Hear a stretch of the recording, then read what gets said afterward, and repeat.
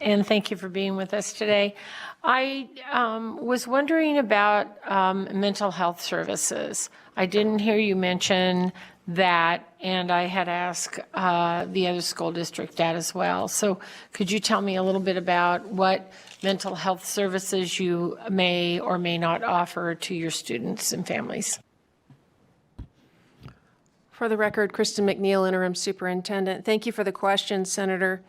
So within the Washoe County School District, we do have our social emotional learning that we continue to develop as well. We have our full component of our counselors as well as our social workers. In the Washoe County School District, we've done an enormous amount of work around mental health services, including suicide prevention. We do contract with the Children's Cabinet. We have a deep relationship with the Children's Cabinet, and we will be continuing with this additional funding that contract for suicide screeners within our middle schools for our to make sure that we have those services available. So just to get a little more information on that. So am I correct that you don't have any, you have not contracted with any online services or outside services for students to be able to use if they need those services? And I go back to a very unfortunate time in the Washoe County School District in, I believe, it might have been 2021. I can't remember the date, but when there were several completed suicides and how unfortunate that was. And I just was wondering if you had any online help for kids who may not be able to get into a counselor or into someone but need help. Kristen McNeil, Interim Superintendent, for the record. Thank you for the question. We have contracted, however, we are not continuing with that particular vendor going into the 24-25 school year. I know there have been conversations with at the district level as far as finding additional resources for our students, but we will not be continuing that particular contract with that vendor. Okay, thank you very much. And I would really encourage some sort of, I just hope that we're servicing all of our kids, because I know that so many kids are alone at night. Parents work, parents go out, parents whatever, and I just think it's important that kids have that lifeline to be able to access. The other thing I wanted to ask you about was, which is the same thing I asked Clark County, was the your curriculum. When you do your curriculum, do you do consistent across the district, or are you letting each school pick their own? How are you sort of doing that piece? Kristen McNeil, Interim Superintendent. Thank you for the question, Senator. So we actually, we will select from the list from the Nevada Department of Education for curriculum, and then we take it to our board. We have a board policy on textbook selection and curriculum selection, but it is at the district level, so it is not at the site level. It is at a district level. Okay, thank you. And I guess the last question is, I know that you too are looking for a new superintendent, unfortunately, because we love having you in that spot, and appreciate you returning and doing the work. When will we see that may happen for Washoe County? Katie Louise Weir, for the record, proud to lead our superintendent search here in Washoe County School District. So we are engaging right now in the community feedback process. We just had our finalists for the better part of last week engage in all sorts of interview activities with our community and our board. There is a community survey that's out that closes on May 3rd. Those results will post to the public and to the Board of Trustees on May 8th. And then during our regularly scheduled board meeting on May 14th, we hope that the board will be able to select and name our new superintendent. So that is all happening very quickly, and we are excited about that part of our journey in Washoe County School District. Thank you very much, and I appreciate that. I just wanted to know if, I had heard that it was going to be before the new school year, but I wasn't. I just wanted to confirm that, and I appreciate that. Dr. McNeil, don't go far. We always need your expertise. Thank you very much, and if I have more questions, I know where you work. I just have one question. You did a good job covering a lot of the things I had asked Clark, but again, I don't think we came in expecting to see dramatic improvement over the last school year, given that we just made these investments. We know these things take time. When I asked Clark what they thought was a realistic target, I think ultimately we got to approximately a 3 to 5% improvement per year, and just again, not holding you to that because a lot of factors out of your control, but I guess just would like your thoughts on whether that's something that we think is realistic for the Washoe County School District, or if not, what we should be looking for in terms of continued improvement in the numbers, the proficiency numbers that we looked at today. Kristen McNeil, Interim Superintendent for the Washoe County School District. Thank you for the question, Speaker. I would agree wholeheartedly with our counterparts down in Clark as far as 3 to 5% on an annual rate. That's typically what we look for within our school district as far as growth over year. Okay, thank you for that. Last call for questions. Anyone here in Vegas or anyone in Carson City with additional questions? Okay, not seeing any, not hearing any. Thank you for being here to present, and thank you for your patience today as we work through the agenda, and we look forward to continued discussion on how to work together on these issues. And I think that takes us to our final school district, which is the White Pine County School District, and I believe we have Superintendent Young, who's going to be joining us via Zoom, I think. So in person in Carson City. So even better. All right. Thank you for being here. Thank you for your patience as we got to your agenda item. And like I did with the others, I want to thank you for the presentation that you put together and for submitting that early so we had a chance to review that. And we'll give you a chance to go ahead and make your presentation, and then I'm sure we'll have a few questions. So please go ahead when you're ready. Thank you, Speaker, and good afternoon, members of the committee. It's my pleasure to be here today.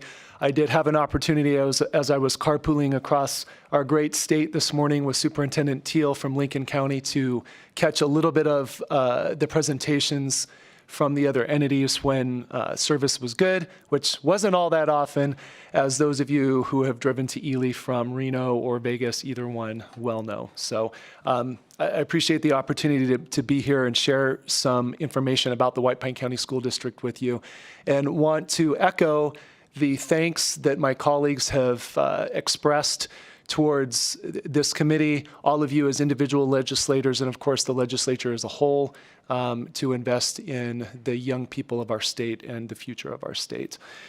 I know that there are a few of you who may not have traveled the two-lane roads to get to Ely, and I want to start by extending my invitation to you to do that. I would love to host any and all of you at any time. This road definitely does go both ways, and I know that you're super busy, but just please know that we really appreciate the work that you do on the eastern side of the state, and love to see you whenever you're available. I want to just share a little bit about our district to start with by introducing you to a couple of symbols. This one that's on the left is, of course, White Pine County. This was designed by a student, and we need you to know that we are not the middle of nowhere. We are the middle of everywhere.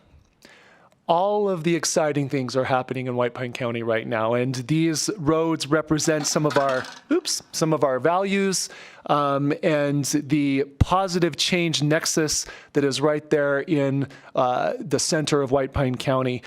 So that's an important one for us. The one on the right is really a lot more probably deeper than that, but what it does is it embodies our approach to organizational leadership. And that is that we believe that we, as the leaders and individuals in the system, need to have the technical skill to do our jobs well. We need to learn how to be good at things that might be uncomfortable. And obviously that's an evolving skill set because education changes and kids change and families change. That's represented by the hands in that graphic. The soil there is probably the most important part, and that's representative of our hearts as educators. Fertile ground yields growth. And you can have a lot of technical skill, but if you don't have the fertile ground and the will within yourself to give it everything that you got, then there's no magic that's going to happen. And of course, the plant there represents our students and the learning that we aspire to in our world-class educational vision. So again, just to kind of introduce you to a few things, we are working really hard right now to develop what we call a portrait of a leader. I know that you heard earlier today about the Nevada Portrait of a Learner. We are builders of leaders in White Pine County. In fact, our vision is to collaboratively grow leaders who will change the world. We view every community member, every teacher, every educator, and most importantly, every student as a current and future leader. And these competencies that are currently in draft form are these are the outcomes that if it were up to me, I would report to you on today. They're not necessarily what you asked for, and so I'm going to refrain from sharing a lot of information about that. But in our system, this is what we value. And I would love to be able to share more about that with you at some point in time. Oh, I don't know how I did that, but okay, there we go. And last, just as by way of introduction, this graphic represents our board strategic framework. You can see our vision there along with our two symbols.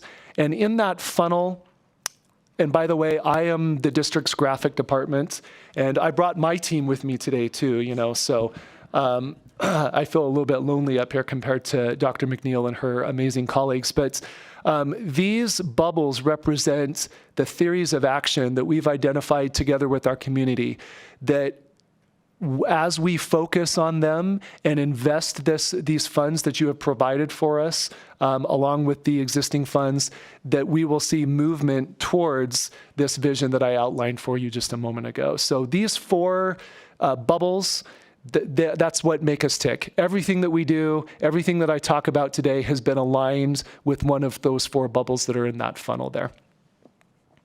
Okay, so to the meat of what you asked to hear about today.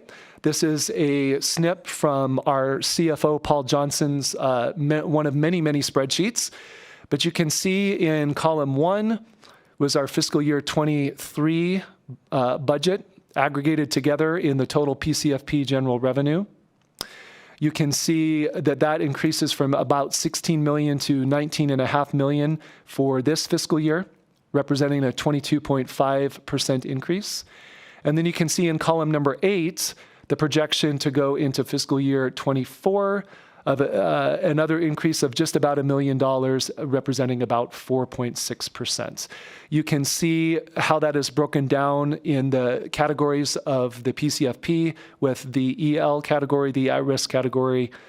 We do not receive funds for gifted and talented education, even though we do provide those services, because in order to be eligible for those funds, you have to have an individual who carries that license, and we do not. So we provide the services, we just don't get the money for it. It would be, a small amount regardless. So this is a snippet from another spreadsheet that represents. There's a lot on here, so I'll try to be as clear as possible as I explain this. But if you look in the first column on the left, you can see that TOA, that stands for theory of action. Those are those bubbles that I showed you a moment ago in our board's framework. It also emphasizes which goals in our district performance plan that particular expenditure is aligned with. In the column that has the dollar figures on it, the first column that has the dollar figures on it, those are approximate expenditures for this current fiscal year that represent the way that we spent this increase of approximately $3.6 million. Okay, so if you follow those down to the bolded type that says approximate remainder of unspent funds, it says $272,000, give or take, obviously, because it's a budget's a working document. That represents fiscal year 24. If you move over one more column to the right, that represents that additional approximate $1 million for fiscal year 25. And you can see that, we've easily spent all of that. I do just want to highlight, like my colleagues said, inflation is a thing. We all know that. That immediately ate up about $600,000 of our $3.6 million for this year. Dr. McNeil and one of her colleagues spoke about this. I think it might have been Mr. Ernst. We celebrated the fact that we had schools who exited from CSI status, that's comprehensive support and improvement. We were thrilled that we had our David E. Norman Elementary School exit that status, but the reward for exiting that status is that the money goes away. And so the money that helped us strategically move our students to where they needed to be to exit that status had to be absorbed in our general fund. So that's about $420,000 there. We had ESSER positions that we needed to absorb, professional learning. That's all of those things that used to be grant funded. Those are all absorbed into the budget. The wonderful thing that we were able to do is that we were able to increase our instructional staff by a total of 7 positions. In our small district, that's a lot, and I'll describe for you what that looked like here in just a little bit. Before I do that, I want to, elaborate a little bit on some of the metrics that you asked for. You can see in this table that we have reported our smarter balanced literacy. This is aggregated district-wide. I've also provided you a different metric we are an NWEA MAP district, so we administer that grades K all the way up through 9. And I'm gonna just kind of give you a teaser here, because if you will indulge me a little bit later on, and I'm hoping you will, since I did drive across the state to be here. I'd like to talk to you a little bit just about focusing on the right types of measures to quantify learning. The Smarter Balanced Assessment is one test that's given once per year, and it is so incredibly unfair to kids, teachers, and systems to make really, really important decisions based on that one test. But you asked for this data, and so here it is. Obviously, as my colleague said, we are still in testing season right now. It's also important for you to know, and Assemblywoman Anderson, you mentioned this, our 3rd and 4th and 5th graders right now are in the midst of about 18 straight days of testing. 2 hours a day, sometimes more than that. That is not good for kids. And I would submit to you that if you think that kids buy into that system and that they're actually showing you what they know on these tests, you are mistaken. That is not the case. They do it because they have to, and every year we have more and more students and families who opt out of those tests because they're frankly disgusted by them. And as a state, this is the beauty of the Portrait of a Learner model and looking at authentic measures. We do have opportunities to assess students' learning in more meaningful ways. And that's why you see in this authentic measures that our district, because we're small, it's easy for us to do this. A skeptic could say, well, you're just, you're kind of you're dumbing it down. You're teaching to the test. You're giving them too many chances to show they're proficient. And my answer to that would be, that is absolutely not the case. Any teacher can tell you that a classroom assessment is going to be almost always more rigorous and more meaningful than a state test is going to be. So I would argue that the multiple authentic measures column is the more accurate measure of learning in my school district, but the data is there for you to look at. I want to talk just briefly about operationalizing the vision that I outlined for you before. And I'm not going to go through this in depth because I know that you've had a long day. You do not have this slide. I added this because as I was learning from my colleagues, you know, I just wanted to add a little bit there. Are any of them showing? None of them are showing? That is so sad. Oh, do you know why? It's because I didn't connect. I am so sorry. I just got excited to be here and was going, and you... Gotta have to talk to IT person of yours. I know. He is fired. We have been following along with your handout, but fancy. Thank you so much. And hopefully this will come up here in a minute. And again, I apologize. There we go. You guys were so polite. You didn't even say anything to me about that. Thank you, Assemblywoman Anderson, for pointing that out to me. We'll see if... For your reference, and I'll make sure that your staff has this slide because, as I mentioned, it's not included in what I provided to you beforehand. But the part of what these funds have allowed districts to do is to truly operationalize these strategic plans that we've all had for decades. But there's never enough money to actually get the work done.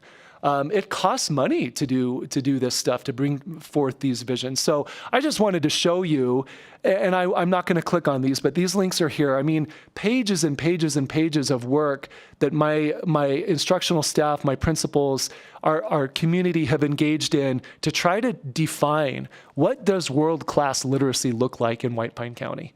And what are the things that we need to do in our little neck of the woods to make that happen? So I just wanted to highlight that it's important that part of the, some of these funds that you have dedicated towards education, obviously they've gone to pay, which I'll summarize here in just a minute.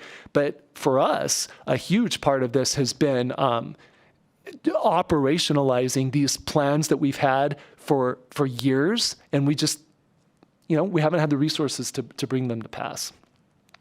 Okay, so specifically, what has some of this funding gone to, and how does it impact some of our student populations? We've been able to increase our LCSW positions. We've added special education positions.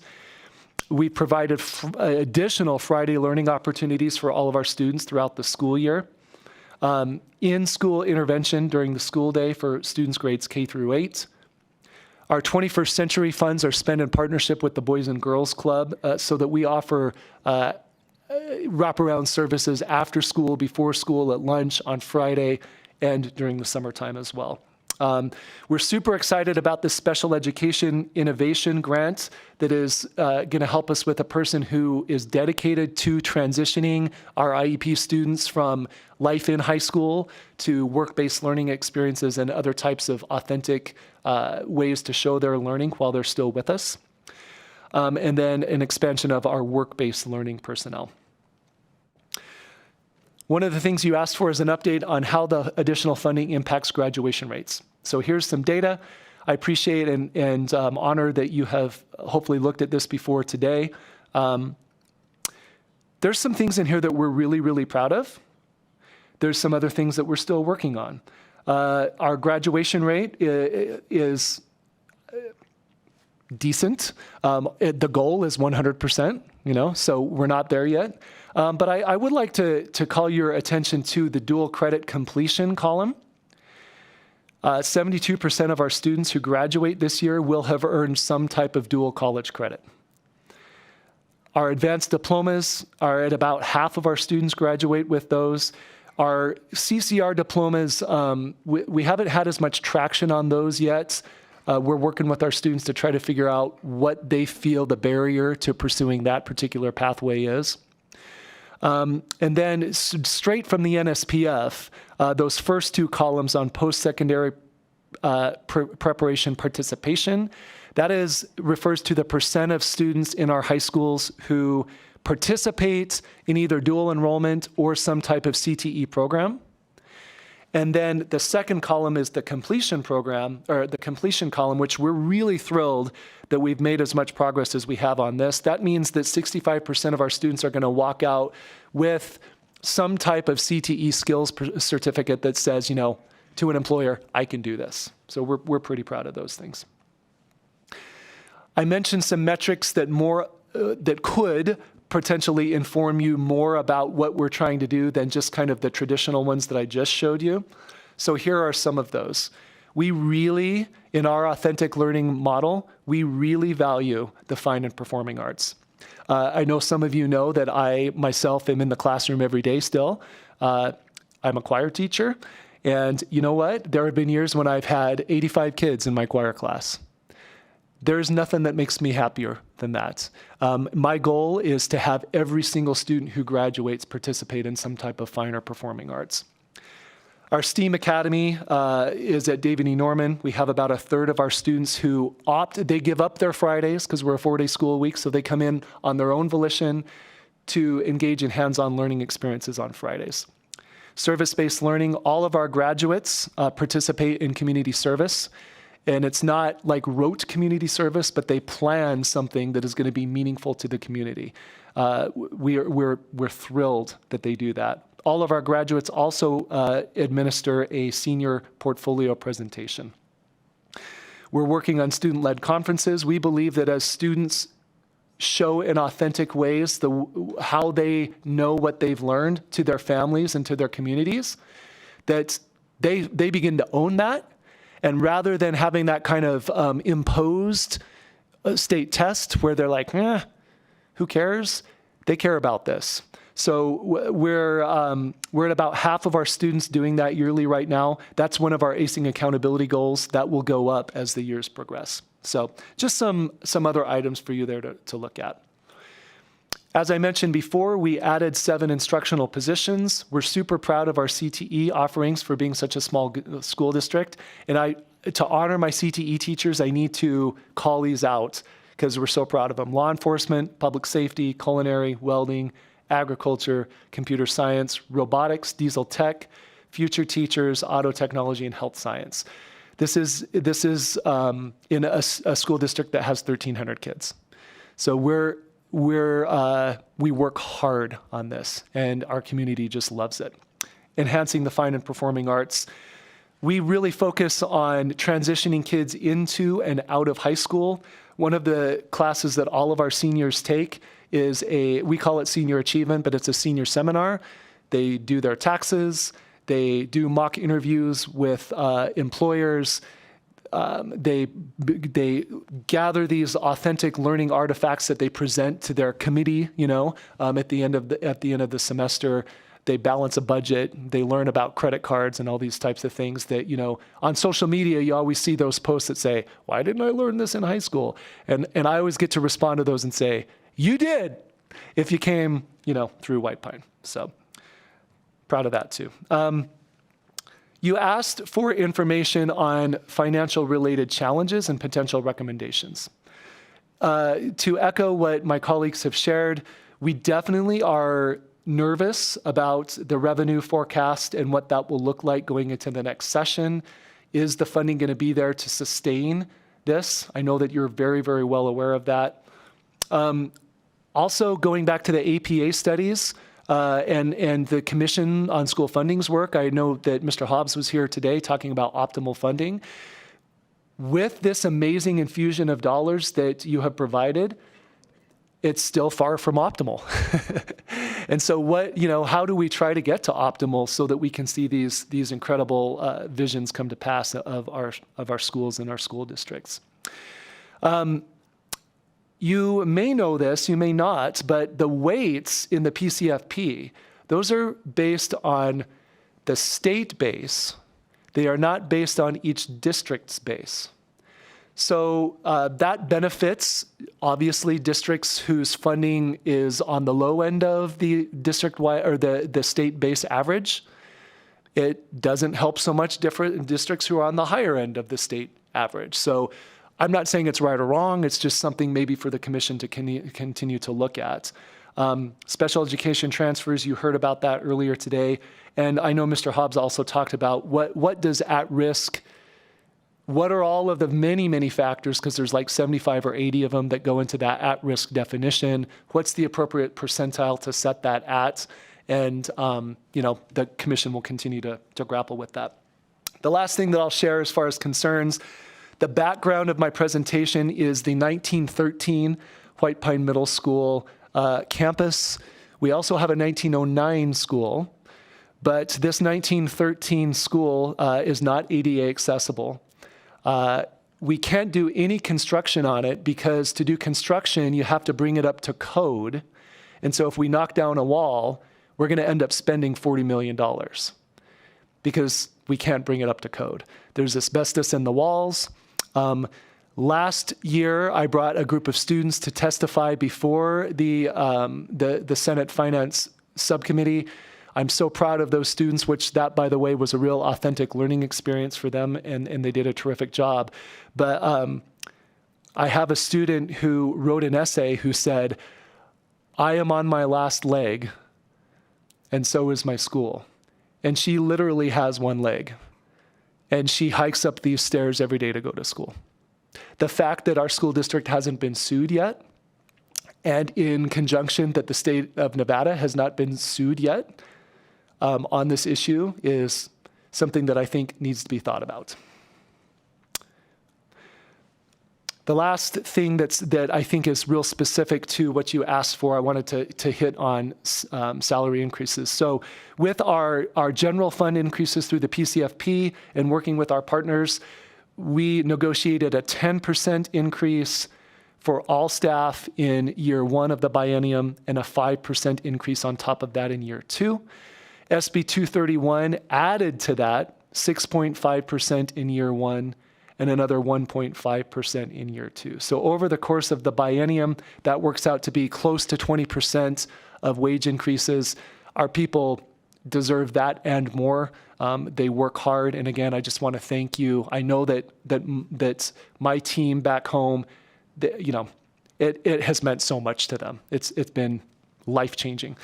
The other thing that we've tried to do is that recognizing that a percentage increase is more beneficial the more money you make, we've tried to incentivize our younger and kind of less seasoned employees by offering signing incentives and then retention incentives to offset those lower end salaries as they kind of work their way across.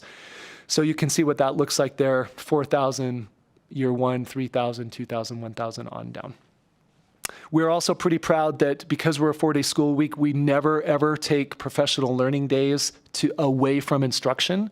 All of our professional learning happens on Fridays, and because that's outside of contract time, our teachers are compensated for that. Vacancies, we have 115 licensed positions. We have 5 vacancies currently. There is still turnover. I expect several more resignations before the school year is over.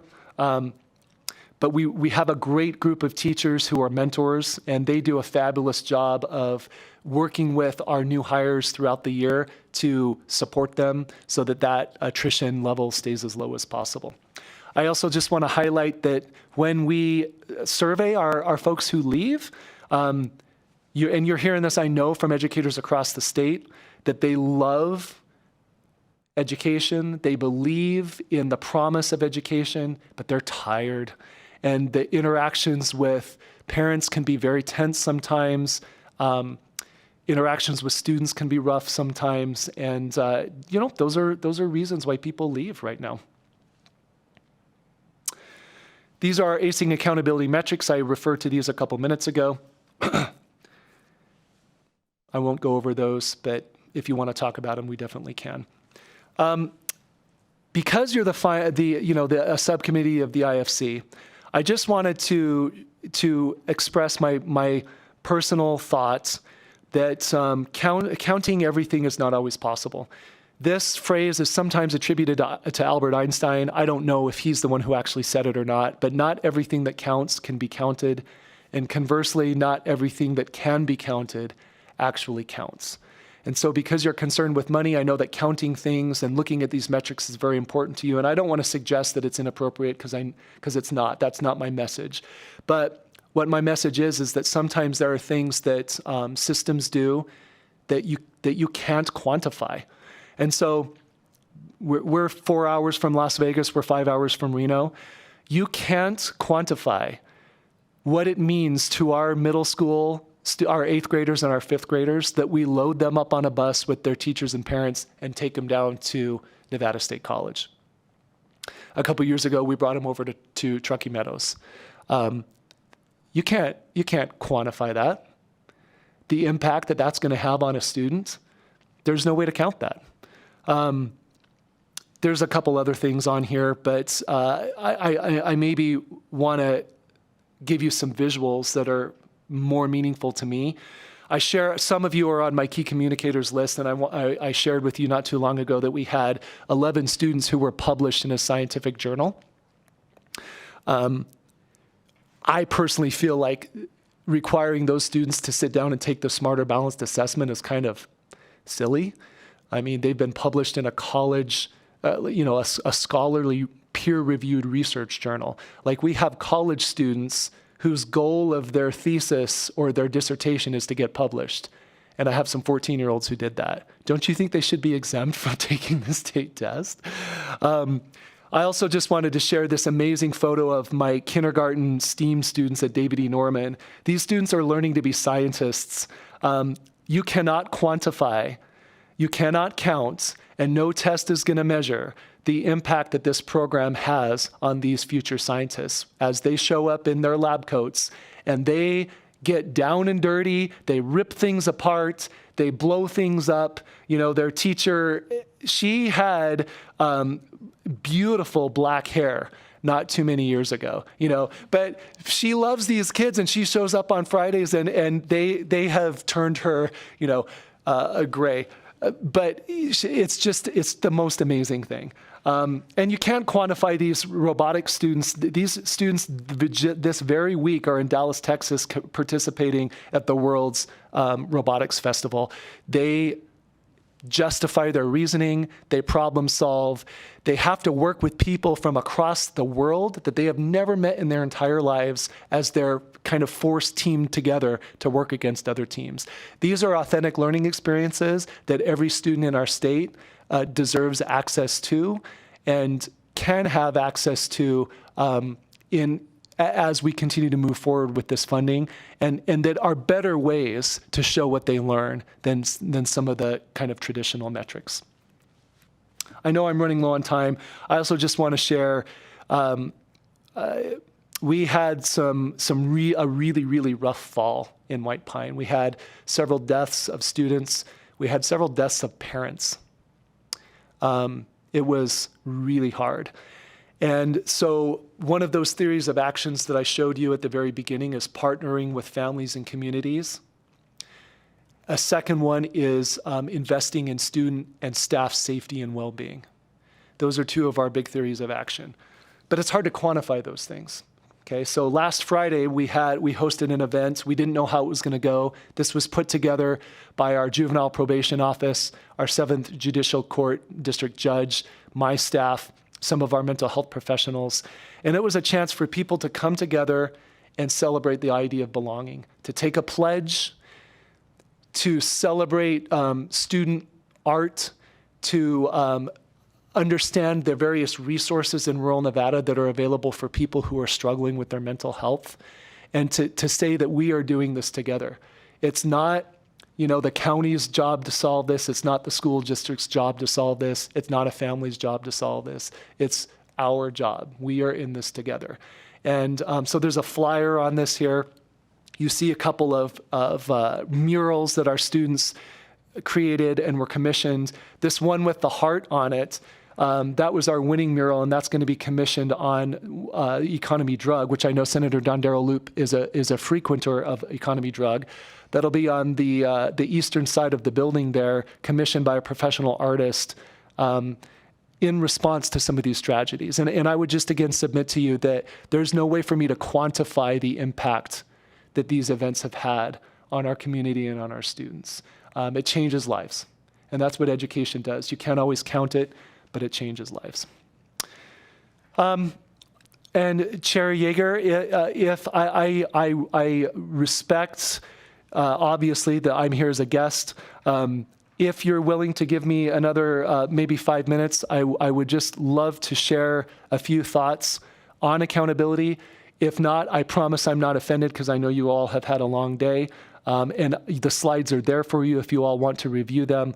But if the time's there, I'm happy to continue. And if not, I'll close out and take your questions. No, please go ahead and take another few minutes and share those thoughts with us. Thank you, Chair. I am so grateful for that opportunity and appreciate the trust. I am also the Vice President of the Nevada Association of Superintendents. I'll be the President next year.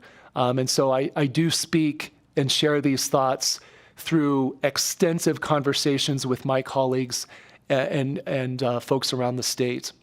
I am pleased and honored to also serve on the Commission for Innovation and Excellence in Education, which is also working on this topic, along with the Commission on School Funding. So some things that you already know, and I have woven throughout this presentation, that this current model, and when I say the current model, I'm talking about the Nevada School Performance Framework. This is the star rating system as it's commonly known, but you could substitute that for other models that that only maybe look at the numbers. It does limit in breadth and depth what schools are able to focus on. We as leaders, when we hear the word accountability, what we think about is, what are those star ratings going to be? What are the tests going to say? And so by default, what happens is leaders and communities expect, actually, that leaders focus on those narrow metrics. And so you end up spending years investing in test prep and investing in, teaching to the test and tutoring and all of these things that really focus on stuff that, I just don't think it's the most important stuff. Yes, schools exist for literacy and math and science, and I would never say otherwise. That's our job. But if we only measure those things in those few ways, then we're really not going to get what we want to out of the system.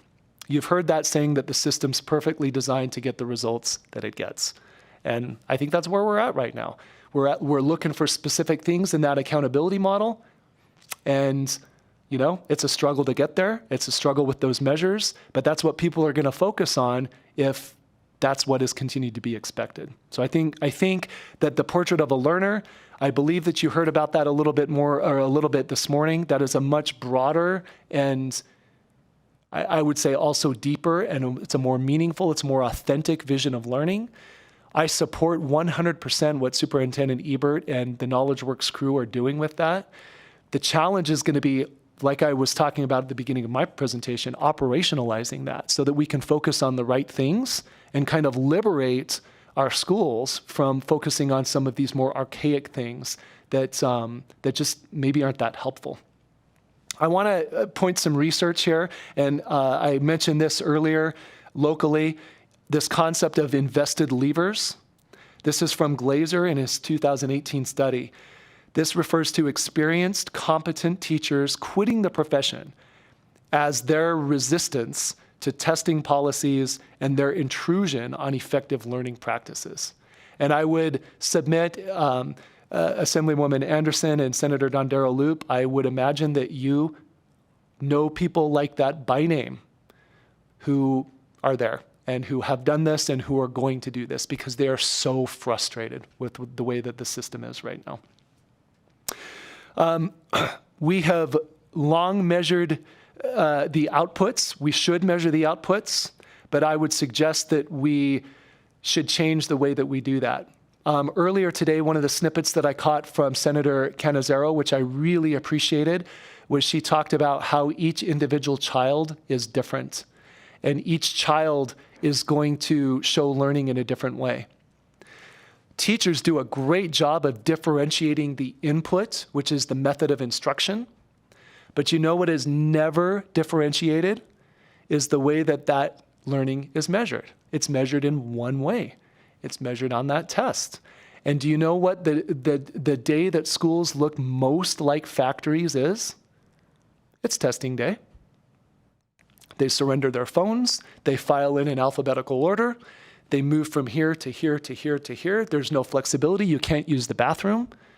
Like we as the public want our schools to not be factories anymore. But the day that is most like factories is testing day. That has to change. We have to allow for learning to be measured in a different way. I want to share some additional research with you here. This is very new research conducted by the Populous organization. The purpose of the Education Index, 1,000 respondents, 57 attributes. This is to parents and families. Standardized testing ranked 49th. Look at all of the other ways that we're higher in ranking according to our own families across the country than standardized tests. Teacher exams, performance in real-world applications, class projects.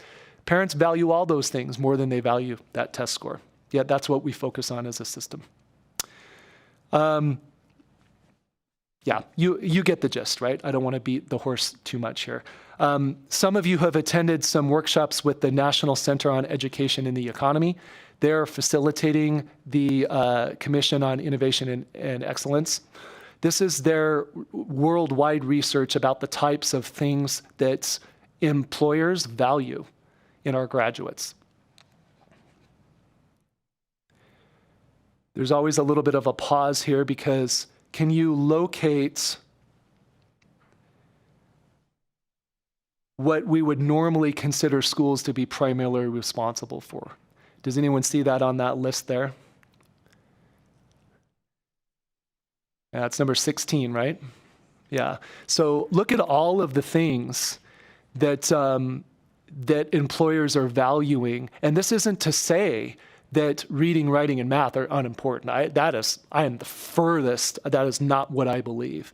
But our systems are being asked to do a lot of different things, and so how we measure those has to become a big part of the discussion. Acting rather than being acted upon. When we can give our students agency, I'll tell you what, these kids that are involved in our work-based learning in White Pine, they love coming to school. But the thing is that school isn't just the four walls of the school.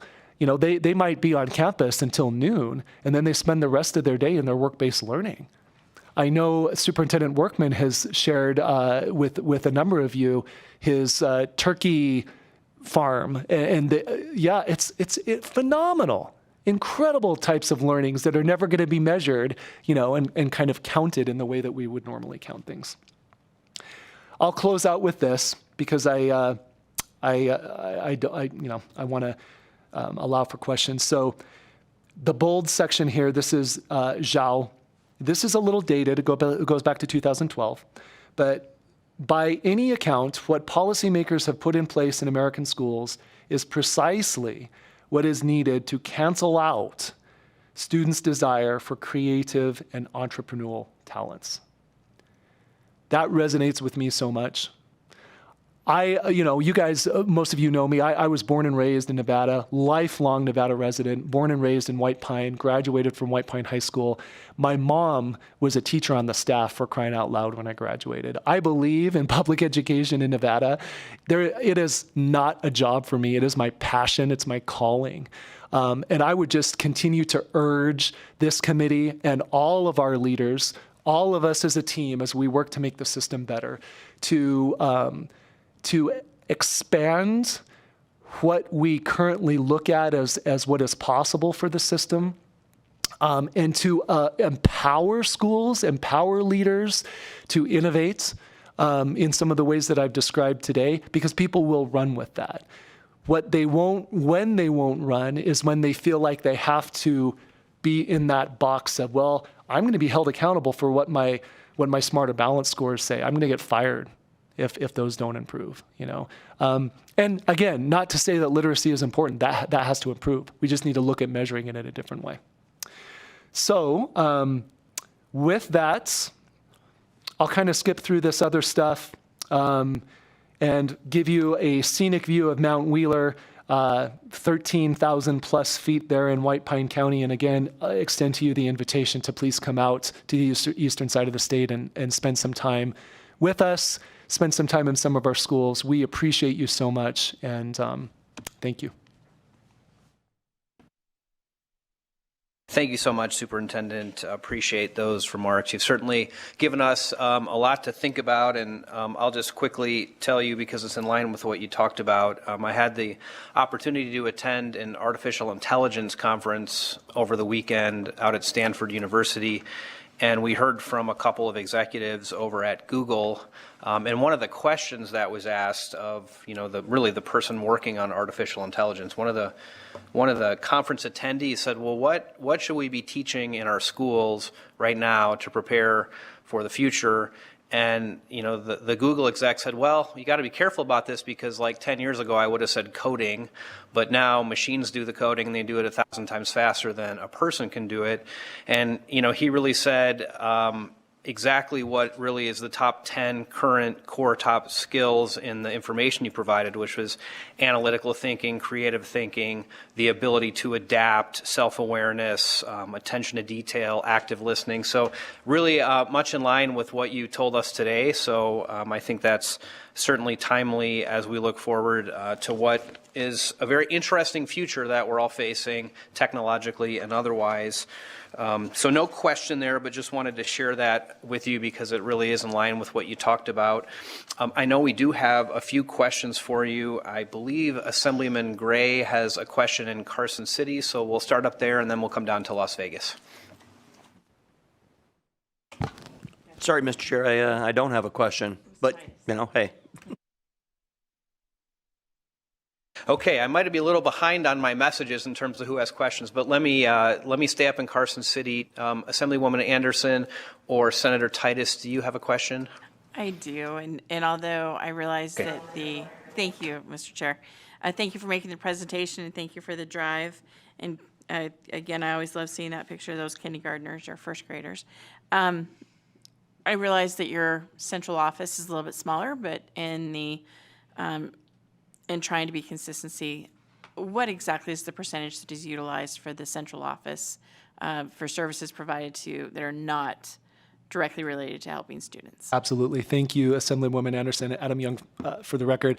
I walked in as that question was asked to CCSD and got to hear Washoe answer it as well. So appreciate the heads up on that. So I wanted to refer to the recommendations and the statutory language that was referenced by Washoe as well. For our size school district, for a 1,000 to 7,500 student school district, the recommendation from APA and the cap in statute is 10% of the budget. Ours is about 4.95%, and I verified with that with CFO Johnson so that I would be prepared to have that answer for you. Thank you so much. And also, again, I want to thank you for bringing up the testing issue. You and I have had that conversation many times, so thank you for bringing that up, and thank you, Chair. Thank you. Mr. Chair, if I might, I do have a comment more than a question. Please. First, I want to thank you very much for your passion, for being here, for being dedicated to your state, your community, and especially to the students. If you want to see what a real old school looks like, you're welcome to come down to Smith Valley, and we have one that was built in 1898 for my little grandmother, and so literally, I have a key to it. We use it as museums, so I'm sorry that your students are going to a school that probably should be a museum. So thank you for being here today. Thank you.